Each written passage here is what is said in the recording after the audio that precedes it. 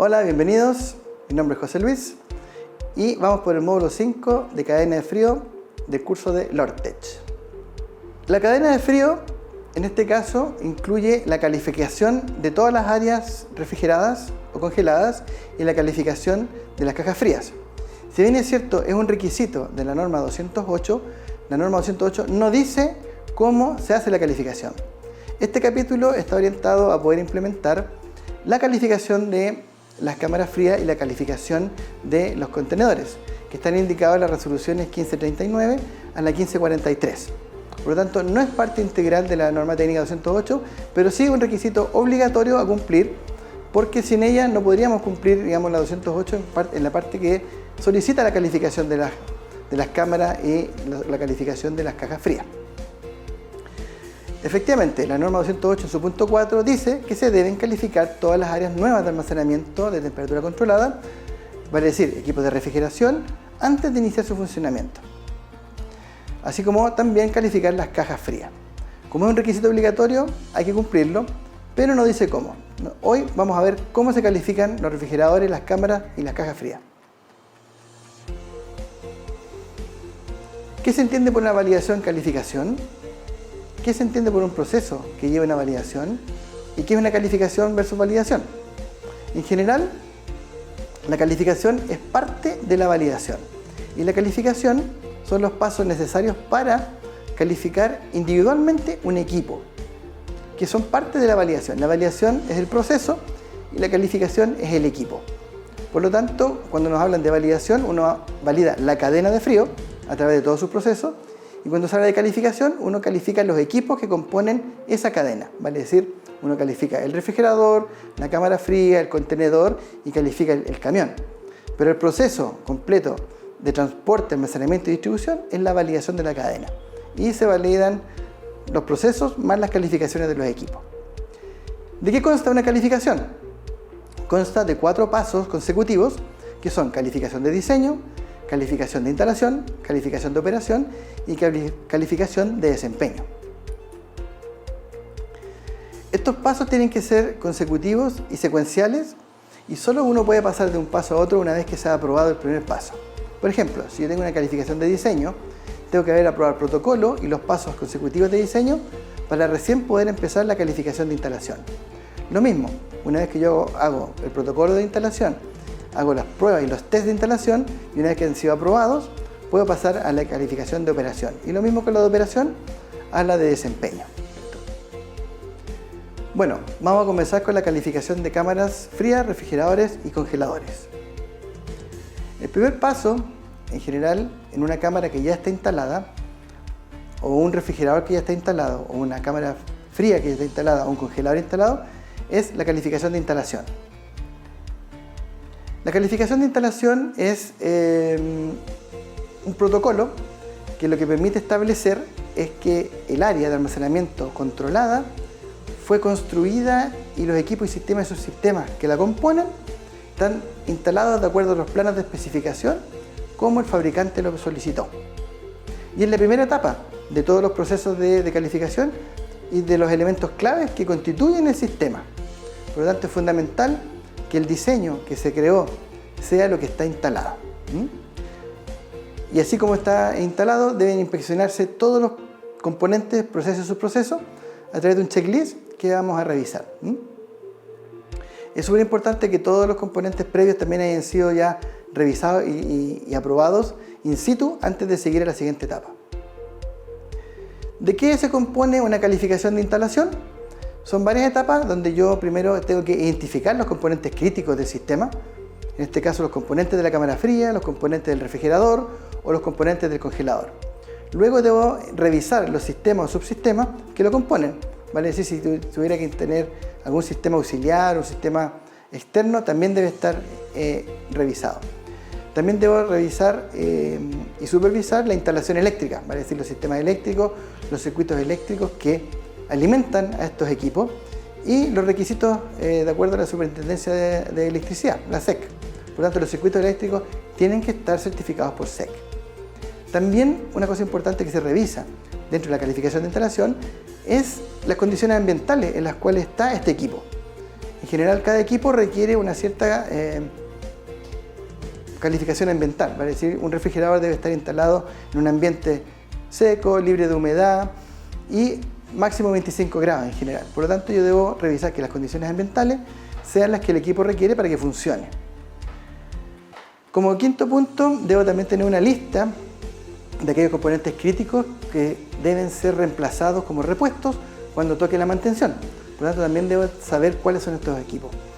También debo revisar el funcionamiento o la instalación de los equipos auxiliares. Vale decir que si existe un equipo auxiliar, como podría ser un equipo electrógeno, una parte importante de la calificación de instalación es revisar el circuito eléctrico que conecta el refrigerador a la cámara fría con el circuito que nos da la energía desde el generador eléctrico o el equipo electrógeno. También es importante revisar todo el programa de mantención preventivo, o sea, una serie de documentos que yo tengo que tener. Uno de los documentos importantes es que exista el plan de mantención preventiva y los procedimientos de mantención preventiva. El propósito final de la calificación de instalación es poder corroborar que todo fue instalado exactamente como el fabricante lo solicitó y también según los requisitos de usuario. La siguiente etapa es la que viene, que se llama calificación de operación, pero es muy importante saber que si no tengo aprobada la calificación de instalación o existen desvíos o existen no conformidades, estos deben ser resueltos y cerrados antes de pasar a la siguiente etapa de calificación.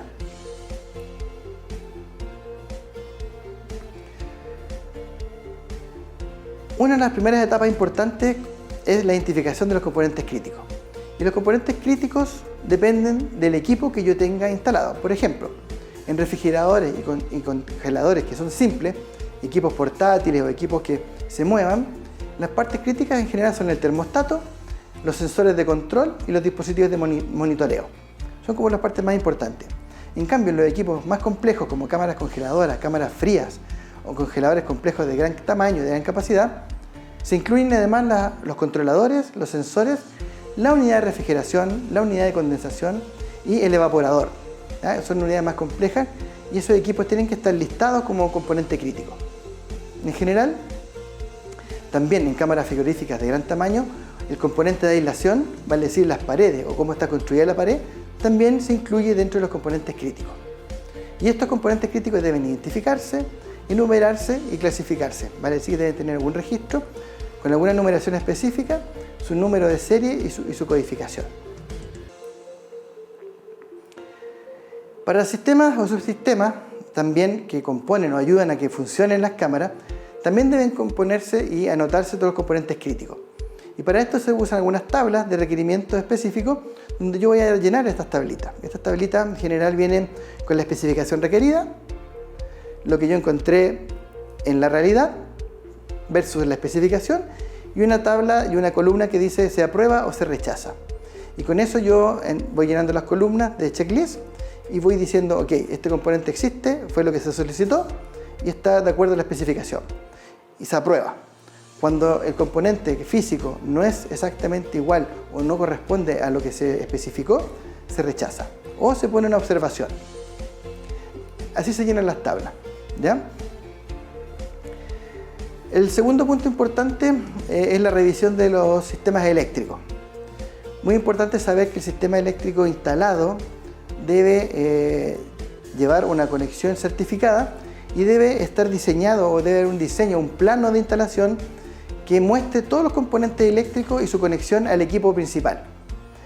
Debe también tener la especificación de voltaje, de amperaje, si tiene fases, trifásica, monofásica, y se deben comprobar todos estos componentes del circuito eléctrico. Vale decir que si está instalado se tiene que verificar que funcionen, digamos, en la calificación de operación a través de sensores, pero en la calificación de instalación debe estar por lo menos el plano que demuestre que esto está instalado de forma correcta y físicamente se deben ver los circuitos. Revisión de las condiciones ambientales. Una de las cosas importantes que uno debe verificar en la instalación es que las condiciones ambientales del almacenamiento y donde fue instalado el equipo cumplan con los requisitos que el fabricante solicita. En general, el fabricante indica la temperatura máxima a la cual puede funcionar el equipo y la humedad máxima. Y yo, para corroborar esto, debo hacer mediciones y debo medir que la temperatura ambiente esté igual o bajo el nivel que pide el fabricante, lo mismo que la humedad. Y eso se agrega como resultado al protocolo de instalación. Revisión de los repuestos. En general, aquí yo tengo que saber qué equipo estoy instalando, si es un refrigerador, una cámara fría, y debo listar todos los componentes clave.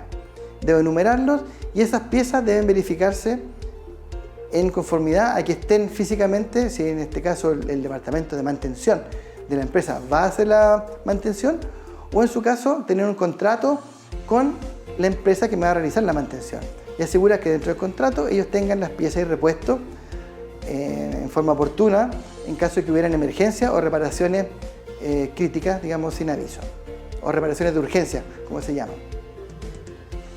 Revisión de los equipos auxiliares. La instalación del equipo auxiliar asociado, que no está incluido directamente en el alcance del IQ, igual tiene que ser revisado. Va a decir que el IQ es solo para el equipo principal.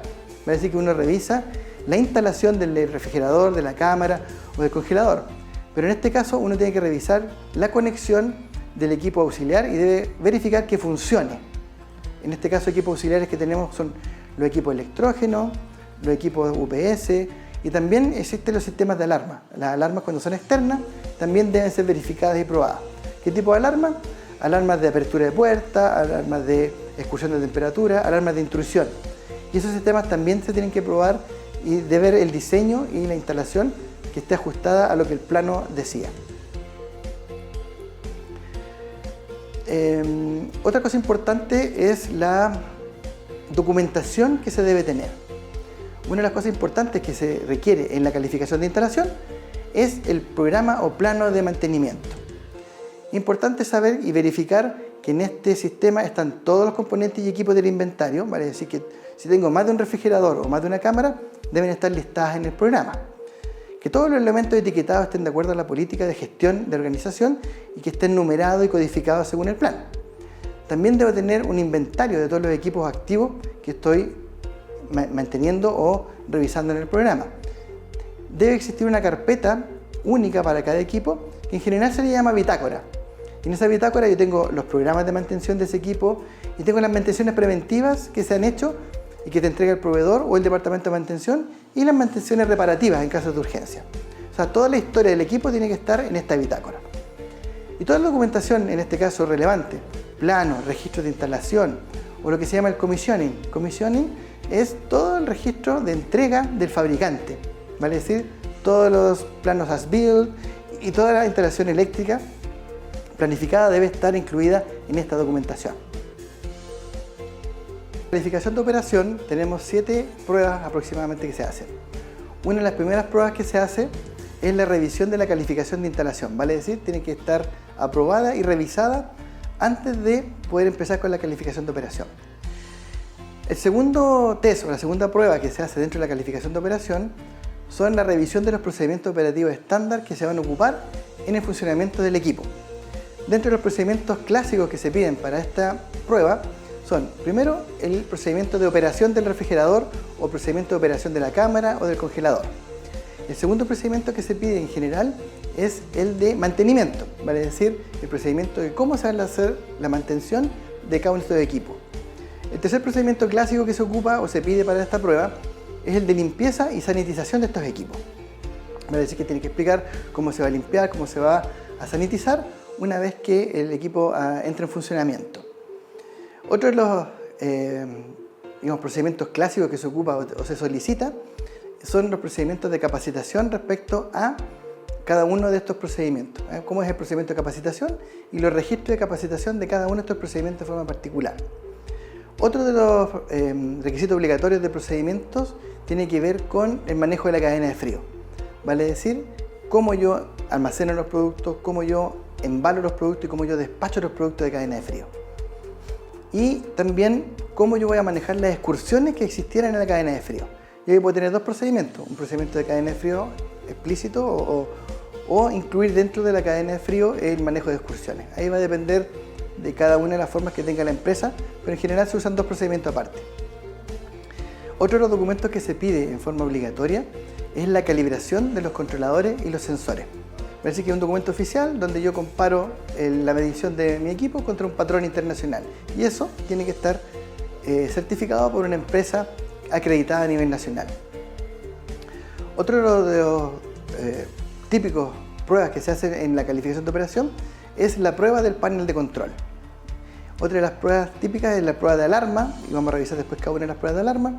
Y otra es el mapeo térmico vacío, y pruebas de falla de energía. Vamos a ver cómo son estas pruebas especiales. La revisión de los sistemas o subsistemas o componentes instalados tiene que ver con la instalación del equipo, vale decir, al igual que en el procedimiento de instalación, en el OQ debemos revisar también las tablas de aprobación y de rechazo, digamos, de los componentes que están instalados y funcionan. Como en el protocolo de IQ teníamos una tabla de requisitos, teníamos una tabla de lo que se encontró y una tabla de aprobado o rechazado, en el OQ hacemos lo mismo. Tenemos una tabla de requisitos de funcionamiento, tenemos una tabla de lo que pasó cuando hicimos la prueba, esa prueba se rechaza y si existe o no un desvío o una no conformidad. Procedimiento operativo estándar, ya explicamos que la lista de procedimientos que son obligatorios.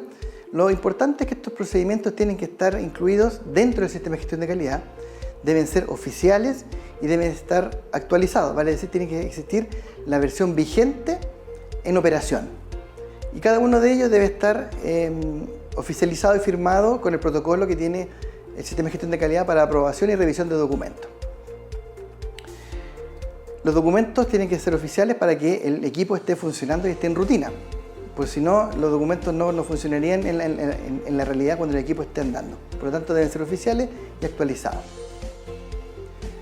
En general, los documentos se aprueban a través de un protocolo de aprobación donde existe alguien que crea el documento, alguien autorizado dentro de una empresa, luego debe existir alguien que revisa el documento y una tercera persona que en general, o un tercer cargo, que es el área o el jefe de área que aprueba el documento. En general, los procedimientos los escriben las personas que desarrollan la tarea porque ellos saben el paso a paso, lo revisa el supervisor y lo aprueba el jefe del área. Ese es como el clásico esquema de aprobación de documentos. Luego estos documentos, una vez que están oficializados, se les entrega el código de referencia y la fecha de vigencia. Este documento tiene que ser capacitado, vale decir, todo el personal que está con una responsabilidad dentro del procedimiento debe ser capacitado. Y una vez que todo el personal fue capacitado y evaluado, este documento recién puede ingresarse a la vida útil o en vigencia para que funcione en la vida práctica del documento en función del equipo. Si las personas no han sido capacitadas, el procedimiento no puede entrar en vigencia. Calibración de los controladores y sensores. En general, todos los controladores y todos los sensores del equipo deben ser calibrados. Esta calibración tiene que ser hecha una vez al año contra un patrón trazable a nivel internacional. Todos los certificados de calibración deben adjuntarse también al reporte de calificación de operación. Y importante es destacar que cada uno de estos equipos que fue calibrado, vale decir, el sensor de control y el sensor de monitoreo, deben llevar una etiqueta que haga trazable el equipo, su número de serie al certificado que se emitió. Y así nos aseguramos que el certificado es válido respecto al equipo que se está evaluando. Una cosa importante, que se deben cumplir ciertos criterios. En general, uno de los primeros criterios es que el certificado debe estar disponible y ser vigente. Vale decir que cuando yo realice la calificación de operación, el certificado de esos sistemas, vale decir, del sistema de control y el sistema de monitoreo, tiene que estar vigente. Vale decir, no puede ocupar una calibración vencida. Entonces, por lo tanto, debe estar vigente. Segundo, debemos tener todos los controladores y todos los sistemas de monitoreo etiquetados. Tercero, la calibración debe ser trazable a un patrón internacional de una empresa acreditada a nivel nacional. Y es importante tener estos registros disponibles y a resguardo. Importante también tener presente que dentro del programa de mantención de los equipos también se debe incluir la calibración para estos sensores una vez al año. Por lo tanto, dentro del programa de mantención no solo se debe incluir la mantención del equipo, sino que también incluir dentro del programa de mantención la calibración de los controladores y la calibración de los sensores de monitoreo de cada uno de los equipos que yo tengo instalado para la cadena de frío. Panel de control. Una de las pruebas importantes que se hace del panel de control es si el equipo enciende y se apaga. Es la prueba básica. Yo aprieto el switch y el equipo prende. Apego el switch y el equipo se apaga. La segunda prueba de panel de control que se hace, que también es importante, es la de seteo o el setup del equipo. Vale decir, el equipo debe controlar entre 2 y 8, por ejemplo, este refrigerado, el setup se pone en 5. ¿Para qué? Para que se mueva entre 2 y 8 y nunca quede fuera de 2 y nunca quede sobre 8. Entonces, una prueba de panel de control es si yo puedo modificar el setup. Si puedo subirlo sobre 5, puedo bajarlo sobre 5. Y también la prueba de alarma, vale decir que yo puedo setear que el equipo parta antes de que llegue a los 8 grados y que se detenga antes de que llegue a los 2 grados. En general se maneja un margen de 1 o 2 grados Celsius respecto del setup de 5 grados. También se hace esa prueba. Otra prueba de control o panel de control que se hace es la seguridad, vale decir si es bloqueado o no se puede bloquear para que tenga acceso controlado y no cualquier persona venga y mueva el panel y lo pueda desconfigurar. Otra de las pruebas que se hace, como les nombraba en la prueba de panel de control, es la de prueba de alarma. Esta prueba de alarma puede ser en dos caminos.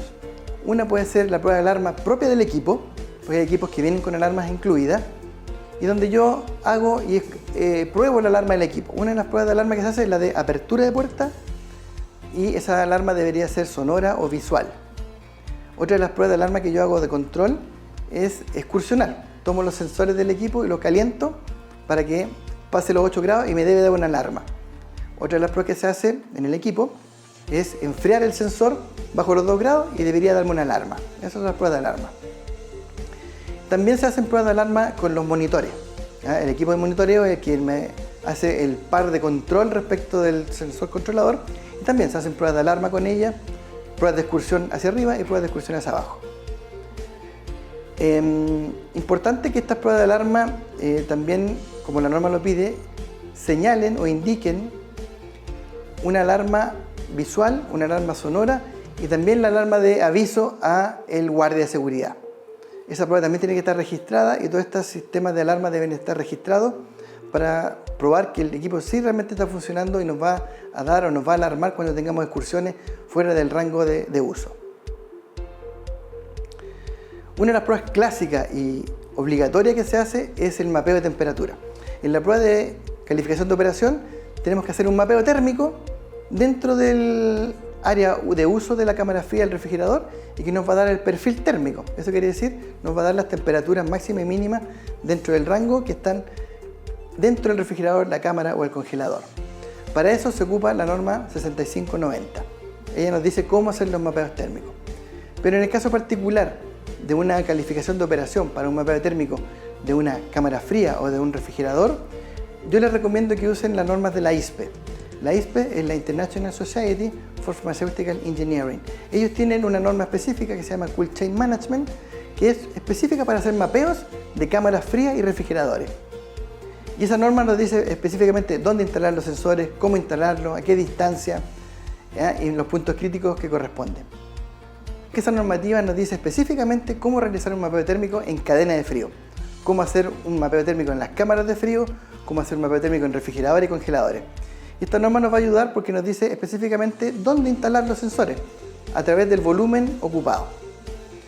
En general se deben evaluar ciertos factores para hacer la instalación de estos sensores, que la normativa chilena, la 6590, no nos da luces, no nos dice cómo muy bien.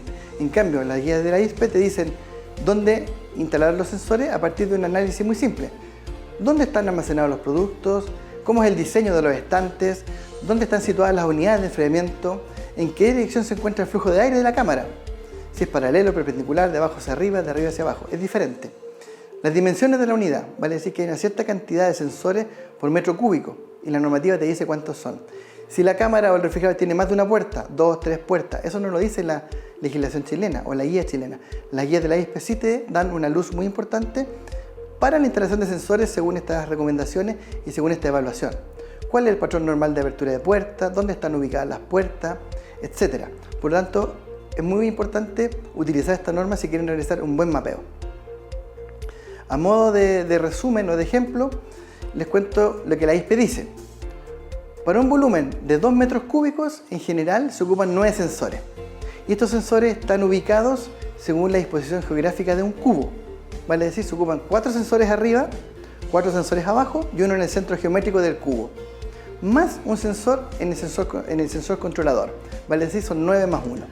Eso es para volúmenes menores o iguales a 2 metros cúbicos.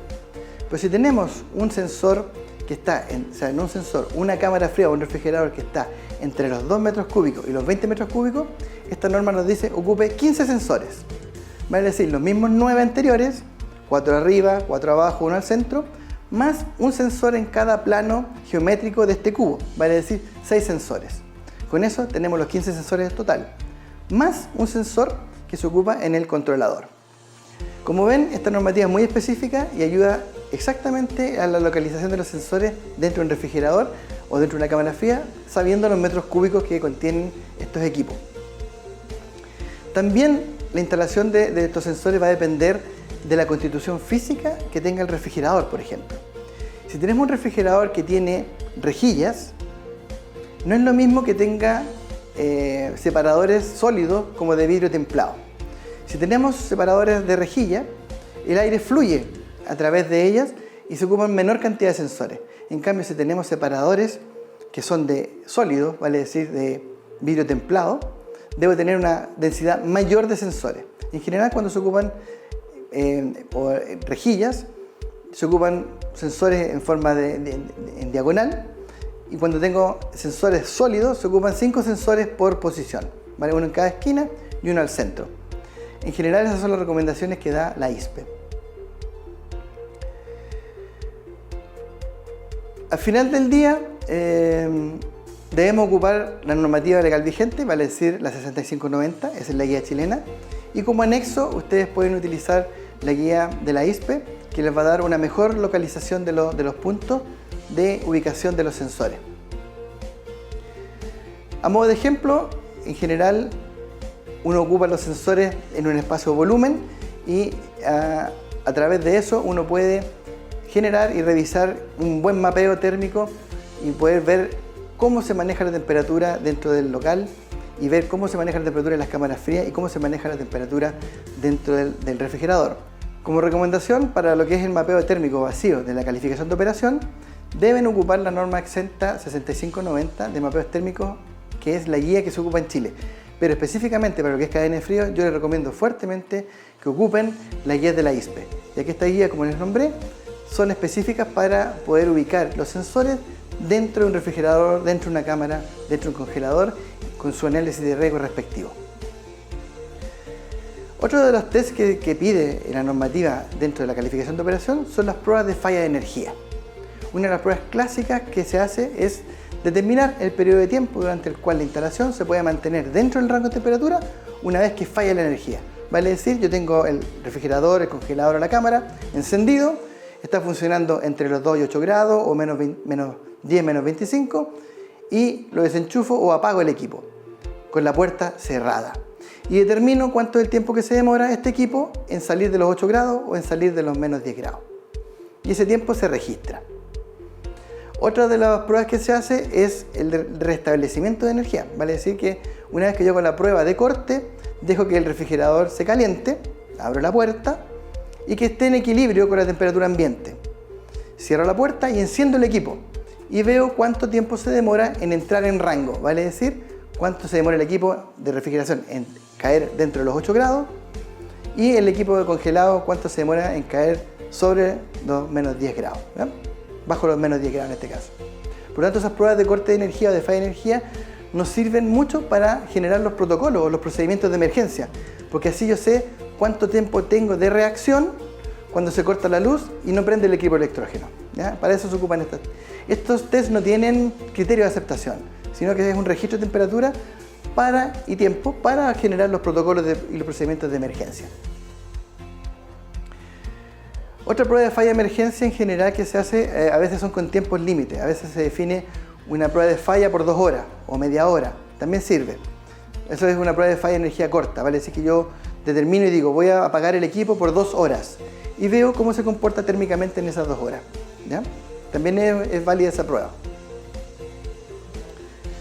Se llama periodo fijo de falla, así se llama esa prueba. En general es recomendable o muy recomendable tener un muy buen reloj que nos pueda determinar, o el equipo que está midiendo, en este caso los termómetros, que me midan al minuto. Así yo puedo determinar exactamente cuándo ocurre esta excursión. Vale decir, la data tiene que ser cada 1 minuto. Así yo puedo determinar exactamente cuándo fue la excursión para poder tener un buen protocolo. Una vez que se termina la calificación de operación con todas estas pruebas, no han habido desviaciones y no existen no conformidades, yo cierro la prueba de operación y la firmo como válida y aprobada. Recién en ese minuto puedo pasar a la prueba de calificación de performance o calificación de desempeño. Esa calificación tiene por objetivo poder medir o ver el funcionamiento del equipo en el tiempo, con carga de producto. ¿Ya? Y también lo mismo, yo no puedo pasar de la calificación de operación a la de desempeño si es que no tengo los protocolos y las pruebas aprobadas anteriormente. En general lo que yo pruebo son los sistemas y los subsistemas ya aprobados en operación. Son pruebas muy parecidas, pero en general lo que se prueba principalmente en este caso es un mapeo térmico con carga. Yo debo cargar el refrigerador, debo cargar el congelador o la cámara fría con producto. Generalmente se ocupa una carga entre el 60 y el 80% para tener un rango de uso normal, vale decir, cómo sería en uso real de esta cámara. Lo importante de esto y a considerar es que no puedo ocupar producto real, debo usar un producto ficticio o productos vencidos. ¿Por qué? Porque las pruebas son hasta excursión, por lo tanto yo debo probar con producto que no sea real, porque si pruebo con producto real voy a excursionarlo y lo voy a perder. El propósito de las pruebas de temperatura es ver cómo se comporta la cámara en una situación real, vale decir, cómo se comportaría si estuviera cargada con producto. Por esto en este caso tampoco existe criterio de aceptación, sino que se hacen las mismas pruebas. Se carga la cámara, se cierra la cámara, funcionando entre 2 y 8 grados, y se desconecta o se desenchufa. Y veo cuánto dura la temperatura dentro del rango de la cámara cargada.